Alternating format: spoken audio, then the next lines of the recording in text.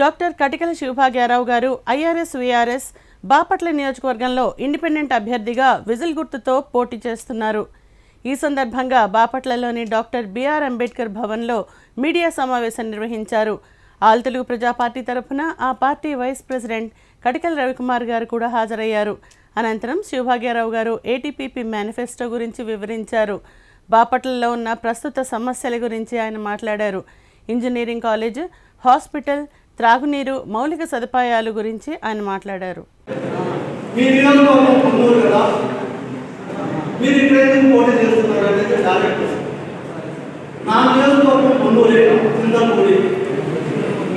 నేను నా నియోజకవర్గానికే పనిచేయాలి. సోషల్ యాక్టివిటీ ఎక్కువ ఇంట్రెస్ట్గా హెల్ప్ చేసింది బాపట్ల నియోజకవర్గంలో 60,000 మందికి ఎడ్యుకేషన్ పరంగా, హెల్త్ పరంగా, ఫీజుల పరంగా, లేకపోతే రకరకాల ట్రైనింగ్ పరంగా ఎక్కువ ఇక్కడే సర్వీస్ చేయడం. వీళ్ళందరూ పిలిచి నేను అడగడం జరిగింది.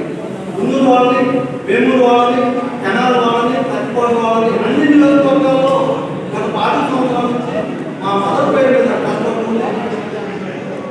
ఆ ట్రస్ట్ ద్వారా స్నేహ క్లబ్ అనేది ఒక ట్రస్ట్ ఉంది.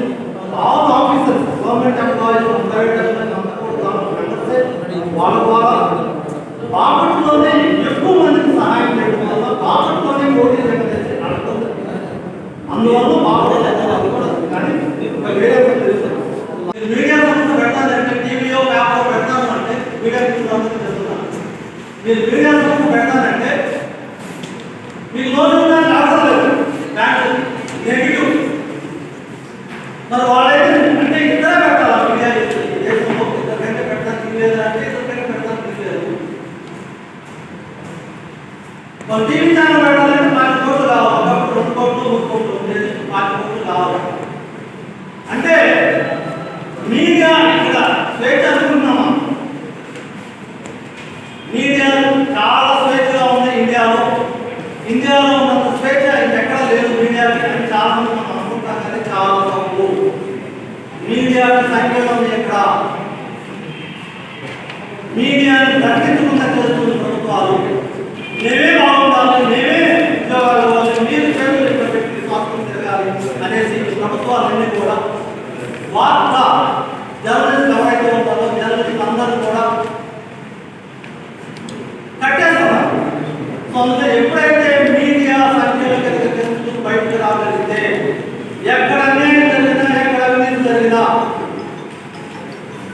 మీడియాలో వస్తుంది. కాబట్టి మీడియాలో వచ్చిన తర్వాత వ్యక్తి యొక్క చరిత్ర బయటకు వస్తుంది. కాబట్టి ప్రజలు అర్థం చేసుకోవడానికి అవకాశం ఉంటుంది. ఇప్పుడు మీడియాని కట్టేయడం వల్ల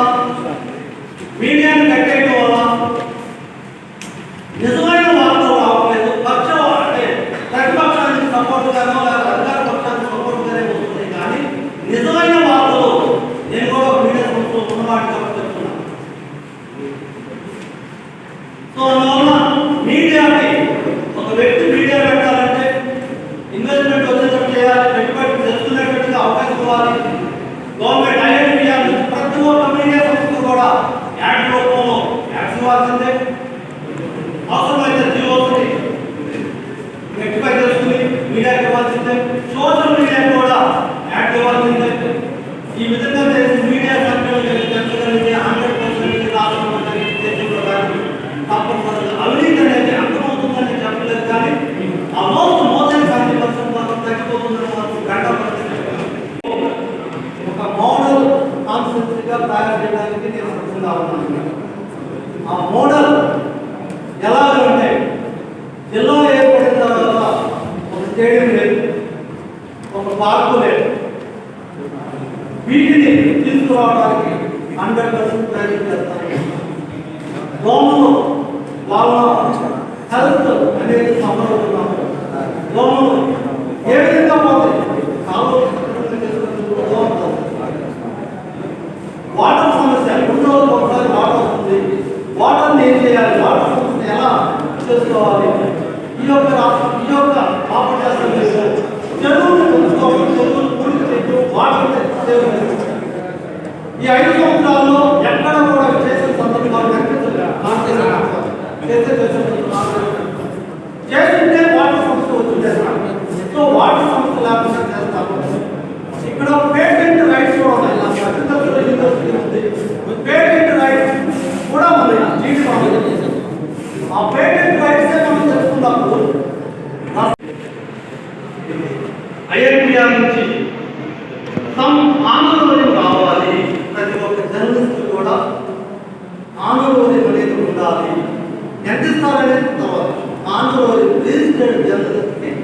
రోడ్డు కావాలి, ఇళ్ల స్థలాలు కావాలి, ఫ్రీలాన్స్ జర్నలిస్టులు కూడా. ఎందుకంటే ఒక సీనియారిటీకి వచ్చిన తర్వాత ఒక జర్నలిస్టులు పనిచేయడానికి ఇష్టపడి వారికి కూడా ఆందోళన అనేది ఒక సిస్టమేటిక్గా రావాల్సిన అవసరం ఉంది. ఇళ్ల స్థలాలు ఇవ్వాల్సిన అవసరం ఉంది. అక్రిడిటేషన్ కార్డు వాళ్ళకి ఇవ్వాలి, వీళ్ళకి ప్రతి ఒక్కరికి అక్రిడిటేషన్ కార్డు ఇవ్వాలి. జర్నలిజాన్ని సంఖ్యలు తగ్గొట్టాలని అనుకుంటే అంతకంటే ఫ్రీడమ్ తర్వాత మనం ఎందుకు అడగలేదు? మన మీడియా మనం ఉన్నాం, 15 సంవత్సరాల నుంచి ఇళ్ల స్థలాలు ఇస్తామనేసి అంటున్నాం. మనం ఎందుకు రైట్ చేయట్లేదు? వాళ్ళు చెప్పిందే మనం రాస్తున్నాం. మనకి ఇచ్చిన మాట మనం ఎందుకు అడగలేదంటే అందరికీ కూడా ప్రాబ్లమ్స్ ఉంటాయి. 10 మంది అడిగితే తప్పనిసరిగా గుర్తు వస్తుంది. ఓకే, 100 ప్రామిసులు చేస్తారు, 100 ప్రామిసుల్లో ఇది ఒక ప్రామిస్ ఉంది, జర్నలిస్టులు అడగలేదు. అంతే కదా, 15 సంవత్సరాల నుంచి అడగలేదంటే అడగలేదే కదా, అడిగితే వచ్చేదే కదా. సో మేము మాత్రం 100% సాధన బాధకాలు జర్నలిస్టుల యొక్క సాధన బాధకాలు నాకు తెలుసు. అందువల్ల 100% వాళ్ళకి ఏం కావాలో ఐడెంటిటీ కావచ్చు, లేకపోతే పత్రికాముఖంగా ఏదైతే హౌస్ ఇళ్ల స్థలాలు అన్ని కావాలి అన్ని కూడా గవర్నమెంట్ వచ్చేటప్పుడు